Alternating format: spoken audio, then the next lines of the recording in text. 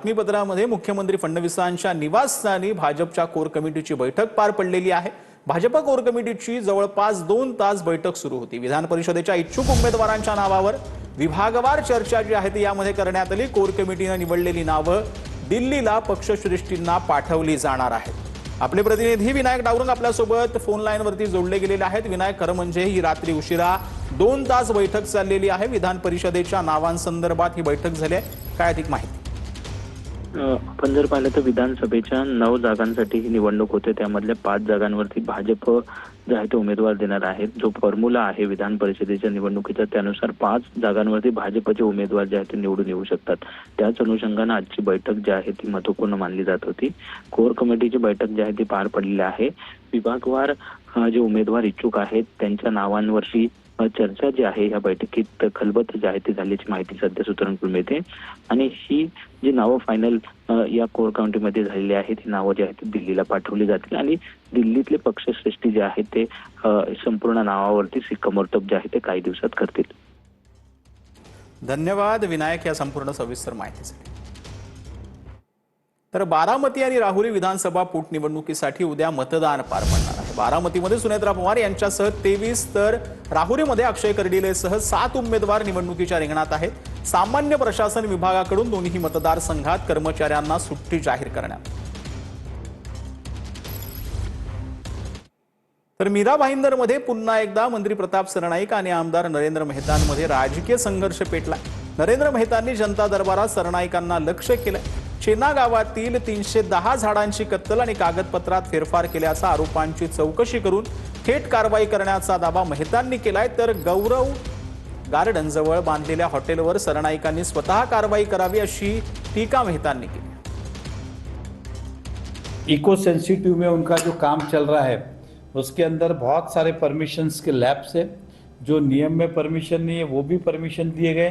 Eco sensitive के NOC नहीं तब भी दिए गए। 310 झाड़ काटे गए और तो और कंडीशनल के अंदर ओसी भी दिया। आज ऐसा मैंने मुंबई मिरर पेपर के अंदर भी आज मुझे देखने मिला है। तो मैं पक्का इस बारे में कमिश्नर से बात करके इसके अंदर कार्रवाई करने हम प्रयास करेंगे। तो आज मुझे एक ने शिकायत दी कि जो ये मीरा भाईंदर रोड पे गौरव गार्डन के पास जो होटल है उसमें जो रोड पे डोम बांधा गया है आलिशान होटल, आग कहाँ लग सकती है? तो जहाँ पे आग है तो वह होटल में तो आग है। तो कहा कि जब गरीबों के आप सब छप रहे हो तोड़ रहे हो तो उनका क्यों नहीं तोड़ रहे हो? तो मैं चाहूँगा कि इसमें तो मैं बोले सरनाईक साहब खुद ही कमिश्नर को बोलना चाहिए या उन्होंने खुद ही निकाल देना चाहिए एग्जाम्पल कि भाई सब गांव का टूट रहा है। तो ये हो गया कि आप कमिश्नर को दम देते हो, गांव पे कार्रवाई करने बोलते हो और खुद का क्या।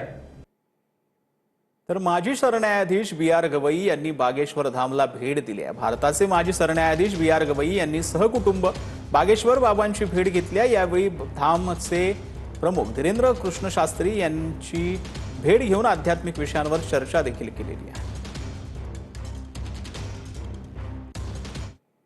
तर धुळ्यातील बोरविहीर नरडाणा रेल्वे मार्गाच्या संपादित जमिनीचा वाद चांगलाच पेटला। योग्य मोबदला मिळत नसल्याने कापडनेश परिसरातील शेतकऱ्यांनी जमिनीचा ताबा देण्यास नकार दिलाय। त्यामुळे रेल्वे अधिकारी आणि महसूल कर्मचाऱ्यांसोबत शेतकऱ्यांचा चांगलाच वाद झाला। तर आमदार राम बदाने यांच्या मध्यस्थीनंतर जमिनीचा ताबा घेण्याचे काम जे आहे ते थांबवलं आहे। तर नागपूरसह पूर्व विदर्भामध्ये युरिया खताच्या गैरव्यवहारावर कृषी विभागाने कारवाई केली आहे। पीओएस मशीनवर नोंद न करता खत विक्री करणाऱ्या 183 विक्रेत्यांना नोटीस देण्यात आली। तर 43 जणांवर निलंबनाची कारवाई करण्यात आली। एका कंपनीत शेतकऱ्यांसाठी असलेल्या युरिया आढळल्याने या काळ्या बाजाराचा पर्दाफाश झाला। आपल्या इथले जे काही खत वितरक आहेत त्यांची तपासणीची मोहीम जी आहे ती आम्ही हाती घेतलेली आहे। आणि ज्या ठिकाणी आम्हाला असं आढळून आले की मोठ्या प्रमाणावर त्याच्यामध्ये तफावत वगैरे आहे तर अशा विक्रेत्यांना आम्ही कारणे दाखवा नोटीस दिलेल्या आहेत। साधारणतः 43 जे काही खत परवाना धारक आहेत त्यांचे परवाने जे आहेत ते निलंबित केलेले आहेत आणि 3 लोक आहेत की ज्यांच्यावर आम्ही इसेन्शियल कमोडिटी ॲक्ट अंडर म्हणजे गुन्हा दाखल केला।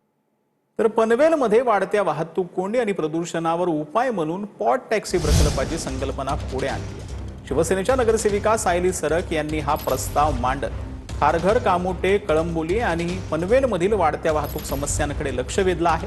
या संदर्भात त्यांनी परिवहन मंत्री प्रताप सरनाईक यांची भेट घेतली असून प्रकल्पांबाबत सकारात्मक भूमिका दर्शवण्यात आली आहे. तसंच महापालिकेमार्फत लवकरच सर्वेक्षण करून अहवालाच्या आधारे अंतिम निर्णय घेणार असं देखील सांगितलं जातं. तर रत्नागिरीच्या खेडमध्ये महिलेचे व्हिडिओ व्हायरल करण्याची धमकी देत 68 लाख रुपये उकळल्याचा प्रकार घडलाय. महिलेला ब्लॅकमेल करणाऱ्या आरोपीच्या पोलिसांनी मुसक्या आवळल्यात. सौदी अरेबियामध्ये वास्तव्यास असलेल्या आरोपीला मुंबईतून अटक करण्यात आली. गुलाम मोहमीन परकार असं अटकेतील आरोपीचं नाव आहे. तिच्यासोबतचे फोटो व्हायरल करण्याची धमकी देऊन तिच्याकडून 68 लाख रुपये उकळलेले आहेत, हे पैसे काढलेले आहेत. अशी तक्रार जेव्हा झाली तेव्हा सदर तक्रार दाखल केल्यानंतर यामध्ये तात्काळ टीम रवाना करून मुंबई येथून यातील आरोपींना ताब्यात घेण्यात आलेलं आहे आणि त्याला कोर्टापुढे हजर करून पुढील तपास सुरू आहे. तर सोलापूरच्या करमाळा तालुक्यात वादळी वाऱ्यासह अवकाळी पावसाची हजेरी पाहिल्यामध्ये करमाळा तालुक्यातील ग्रामीण भागातील कंदर, सातोली गावांसह काही भागांमध्ये गारांचा पाऊस झालाय. यामुळे शेती पिकांचं मोठं नुकसान होण्याची शक्यता आहे. तर सोलापूरच्या करमाळा तालुक्यामध्ये वादळी वाऱ्यासह अवकाळी पाऊस झालेला आहे. यामुळे शेतकऱ्यांचं नुकसान होण्याची शक्यता आहे. कंदर, सातोली गावांसह काही भागात गारांचा पाऊस झालाय. त्यामुळे शेती पिकांचं मोठं नुकसान होण्याची शक्यता आहे. तर कथित मिठी नदी गाळ उपसा घोटाळ्या प्रकरणातील मुख्य आरोपी केतन कदमला अखेर मुंबई उच्च न्यायालयाकडून जामीन मंजूर करण्यात आलेला आहे. सत्र न्यायालयानं 2 वेळा केतन कदमचा जामीन अर्ज फेटाळला होता.